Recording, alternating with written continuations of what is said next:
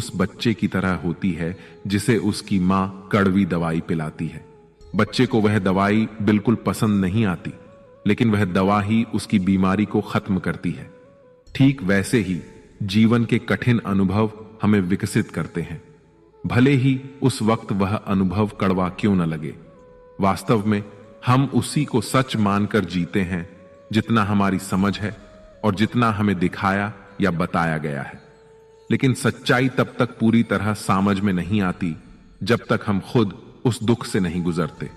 यह शिक्षा हमें यह समझने में मदद करती है कि जीवन की हर घटना, चाहे वह सुखद हो या दुखद, किसी न किसी उद्देश्य के साथ आती है और उस उद्देश्य को समझने के लिए हमें धैर्य और विश्वास बनाए रखना चाहिए।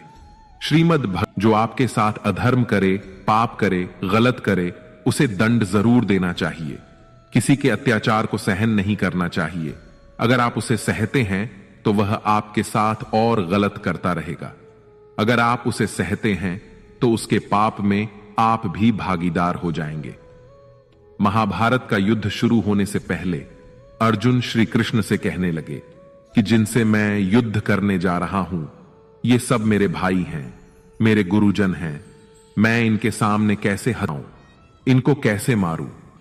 तब भगवान श्री कृष्ण ने अर्जुन से कहा कि जिन्हें तुम अपना मान रहे हो वे सभी अधर्मी हैं, वे पाप के पक्ष में खड़े हैं, और अगर तुम इनका वध नहीं करोगे, इनसे युद्ध नहीं करोगे, तो समाज में और भी पाप बढ़ जाएंगे।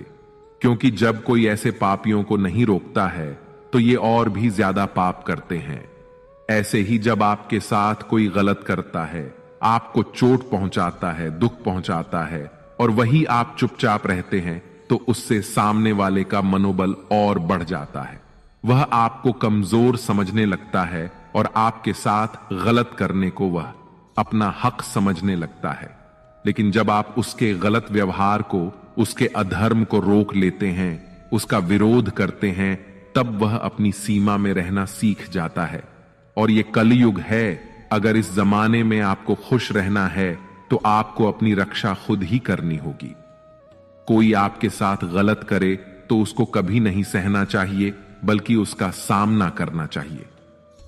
श्रीमद् भगवत गीता की मनुष्य के जीवन में 3 मुख्य अवस्थाएं होती हैं: बचपन, जवानी और बुढ़ापा। इसके बाद शरीर समाप्त हो जाता है, लेकिन आत्मा अमर रहती है और पुनः जन्म लेती है।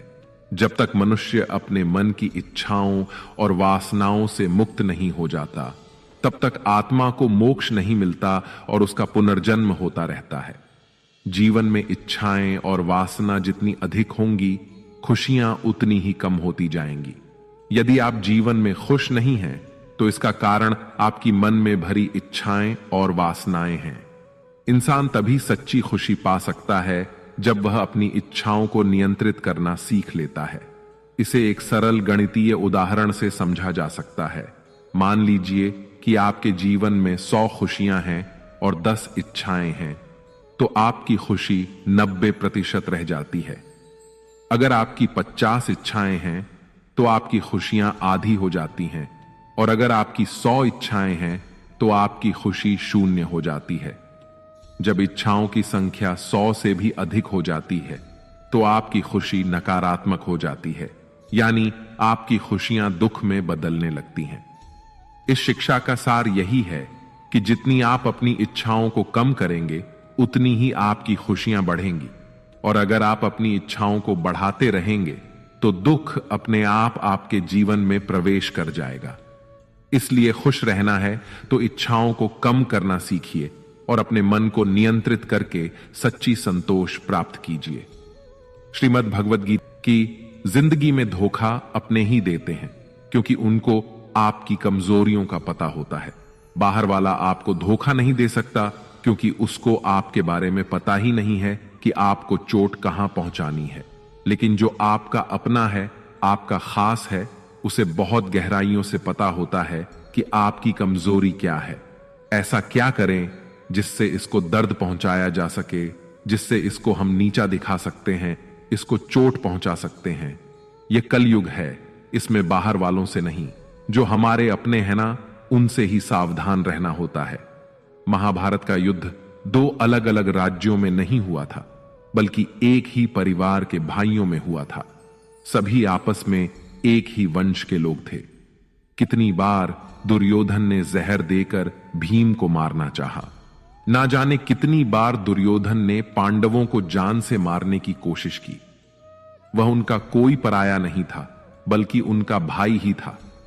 सारी लड़ाइयां घर के अंदर ही होती हैं, बाहर कौन लड़ेगा हमसे।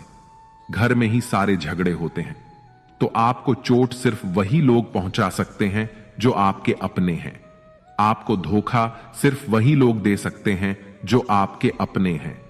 श्रीमद् भगवद गीता का कि सत्य और ईश्वर की शक्ति के साथ खड़े व्यक्ति को संसार की कोई भी ताकत परास्त नहीं कर सकती, चाहे पूरी दुनिया ही उसके खिलाफ क्यों ना हो। लेकिन अंत में विजय उसी की होती है। गीता में कुल 700 श्लोक और 18 अध्याय हैं, और इसका अंतिम श्लोक यह कहता है, जहां योगेश्वर कृष्ण और धनुर्धर अर्जुन हैं, वहीं विजय, समृद्धि, नीति और दृढ़ संकल्प है।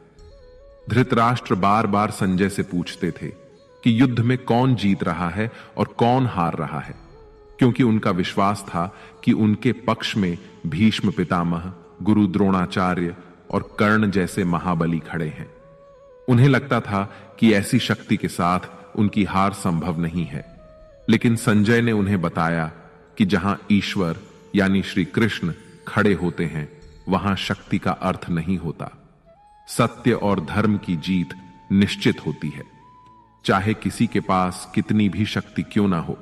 यदि ईश्वर और सत्य किसी के साथ खड़े हैं, तो उसे पराजित करना असंभव है। श्रीमद् भगवद गीता। कभी मत सोचिए कि आत्मा के लिए कुछ भी असंभव है। ऐसा सोचना सबसे बड़ा अधर्म है। यह कहना कि तुम निर्बल हो, यह स्वयं के प्रति सबसे बड़ा पाप है। हम वो है जो हमारी सोच ने हमें बनाया है, इसलिए इस बात का ध्यान रखिए कि आप क्या सोचते हैं। भय और अधूरी इच्छाएं समस्त दुखों का मूल है। पुराने समय की बात है, एक राजा था। एक दिन उसके गुप्तचरों ने सूचना दी कि पड़ोसी राज्य हम पर हमला करने वाला है। गुप्तचरों ने बताया कि खबर एकदम पक्की है। सिर्फ 3 दिनों के भीतर पड़ोसी राज्य अपनी विशाल सेना के साथ हम पर हमला कर देगा, और उनकी सेना इतनी बड़ी है कि उनका सामना करना बहुत मुश्किल है। राजा बेहद चिंतित हो गया, परेशान हो गया। राजा ने तुरंत सभा बुलाई और सभी लोगों से सलाह मांगी कि अब हम लोगों का मरना तय है। अगर किसी व्यक्ति के पास कोई सुझाव या युक्ति है तो वह बता सकते हैं। राजा के एक चतुर मंत्री ने कहा, अब जब जान पर बात आ गई है तो इसका एकमात्र उपाय है कि हमें आज ही, अभी इसी वक्त ही पड़ोसी राज्य पर हमला कर देना चाहिए। राजा बोला, मंत्री जी, हमारी सेना बहुत छोटी है, हम उनका मुकाबला कैसे कर पाएंगे? मंत्री बोला, पड़ोसी राज्य अभी युद्ध के लिए तैयार नहीं है। अभी उस राज्य पर हमला कर दे तो वो संभाल नहीं पाएंगे और हमारे जीतने की कुछ तो संभावना बनेगी। वैसे भी हम पर हमला होने वाला है और इतनी विशाल सेना है कि हम यूं ही मारे जाएंगे। जब 3 दिन बाद मरना ही है तो क्यों ना, कुछ ना करने से बेहतर है हम यह कर सकते हैं। राजा को यह बात सही लगी। उसने तुरंत अपनी सेना को तैयार होने का आदेश दिया और उस राज्य के नागरिक भी सेना के साथ जुड़कर युद्ध में चले गए। पड़ोसी राज्य जो था, वहां तक पहुंचने से पहले एक पुल पार करना होता था। जैसे ही वह सेना पुल पार करके उस राज्य में घुस गई तो राजा ने कहा, हम अपने पड़ोसी राज्य में घुस चुके हैं। यह जो पुल है, इस पुल को जला दो। और पुल जलाने के बाद सेना को बोला, हमारे पास में अब और कोई विकल्प नहीं है सिवाय लड़ने के। अब हम या तो लड़कर जीत जाएं या फिर हम यहीं मारे जाएं। हमारे पास भागने का कोई रास्ता नहीं है। सभी सैनिक अपनी पूरी क्षमता के साथ लड़े और पड़ोसी राज्य की बड़ी सेना को उन्होंने हरा दिया, इस विचार के साथ कि हमारे पास अब कोई और विकल्प नहीं है।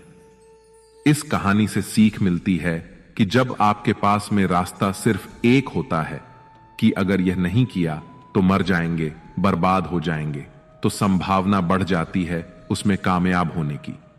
इसीलिए ऐसा कभी मत सोचिए कि आत्मा के लिए कुछ भी असंभव है। अगर हम जी जान लगाकर दृढ़ निश्चय के साथ किसी कार्य को करते हैं तो हमें सफलता अवश्य मिलती है। श्रीमद् भगवत गीता का कि भगवान श्री कृष्ण अर्जुन से कहते हैं कि हर मनुष्य 3 गुणों रजोगुण, तमोगुण और सत्व गुण से बना है। इसीलिए ऐसा कोई व्यक्ति नहीं है जिसमें केवल अच्छाई या केवल बुराई हो। हर व्यक्ति में अच्छाइयां और बुराइयां दोनों होती हैं। यदि आप चाहें तो आप सबसे अच्छे इंसान में भी बुराई ढूंढ सकते हैं और यदि चाहें तो सबसे बुरे इंसान में भी अच्छाई देख सकते हैं। इसलिए यदि आपको लगता है कि आपके भीतर कुछ कमियां हैं और इसी कारण आप जीवन में आगे नहीं बढ़ पा रहे हैं तो यह आपकी सबसे बड़ी गलतफहमी है।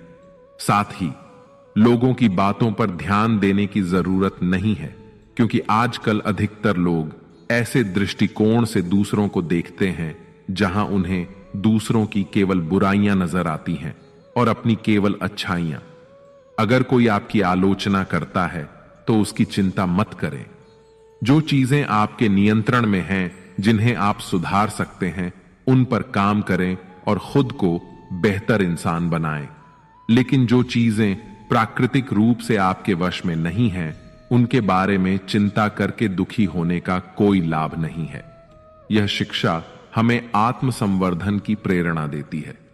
अपने गुणों को निखारें, लेकिन उन चीजों के बारे में परेशान न हो जिन्हें आप बदल नहीं सकते।